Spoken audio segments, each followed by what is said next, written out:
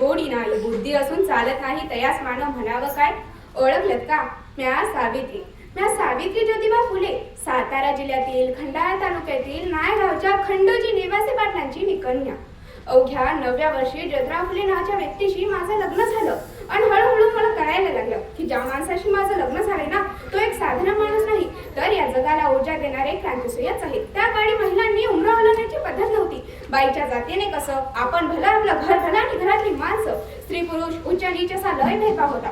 पण या सर्वांवर एकच उपाय, ते म्हणजे शिक्षण. शिक्षणाचा एकच ध्यास ज्योतिरावांच्या मनातून जात होता. आणि अशातच ज्योतिराव शिक्षणाचा प्रसार करत असताना वरा नावाच्या ब्रिटिश मॅडम त्यांना म्हणाल्या, मिस्टर फुले, तुम्हाला शिक्षणाचा प्रसार करायचा आहे ना, so educate women first, because women educated houses educated. पण तुम्ही माणसं वुमनला घराच्या बाहेरच पडत देत नाही. सो बॅड मिस्टर फुले, सो बॅड. झालं, ते आले की माझ्या घरात पाटील एकी घेऊन आणि मला म्हणाले, सावित्री, आजपासून मी तुला शिकवणार. झालं, सो झाला माझा अभ्यास. काना माता विनंती आकार उकार बेक बे बेदून 4 बेटीत 6 हाच ध्यास. मी लिहायला शिकले, वाचायला शिकले, त्याबरोबरच काव्य सुद्धा रचू लागले.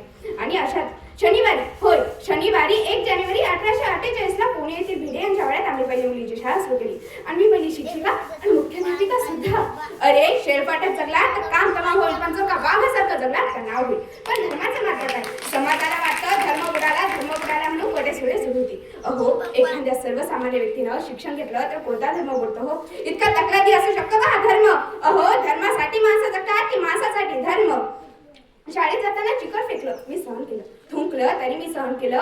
शेण मारला तरी मी सहन केलं. आता मात्र माझ्या सहनशक्तीचा अंत झाला होता. आणि अशातच एक व्यक्ती माझ्या जवळ येऊन बोलतो, ए ठवळे, कोठे निघालीस? तुला तुझी ऑब्रिपेर आहे की ते शिक्षक? कदाचित त्याला माहीत नसावं, आम्ही सुद्धा ज्योतिराव फुलेंच्या पत्नी आहोत. ते आजी घेतली आणि समजून त्याच्या कानाखाली लावली आणि पुन्हा म्हटलं, आज आलंय थोबाड फुटायचं, पुन्हा आलास ना तर तुझ्या रक्ताने ही धरती रंगवीन. अहो, स्त्री कोणत्याही जातीची किंवा धर्माची असू द्या, ती नेहमीच यात बळी पडता आलेली आहे.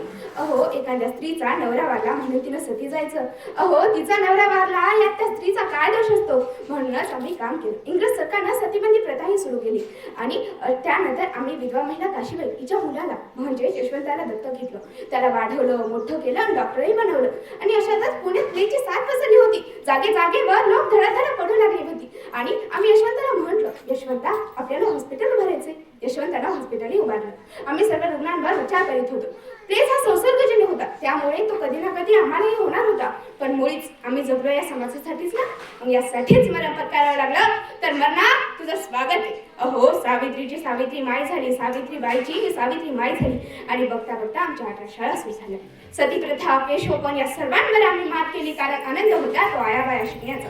की म्हणे, विद्येविना मती गेली, मती विना नीती गेली, नीती विना गती गेली, गती विना शुद्ध खचले, आणि एवढे अनर्थ एक विद्येने गेले. म्हणूनच मुलींना शिकवा, मुलींना वाचवा आणि या देशाची साक्षरता वाढवा. कारण एक मुलगा शिकला ना तर तो एकटाच शहाणा होतो, पण जर काय मुलगी शिकला तर ती संपूर्ण घराण्याला शहाणी करते. म्हणूनच मुलींना शिकवा, मुलींना वाढवा आणि या देशाची साक्षरता वाढवा. धन्यवाद.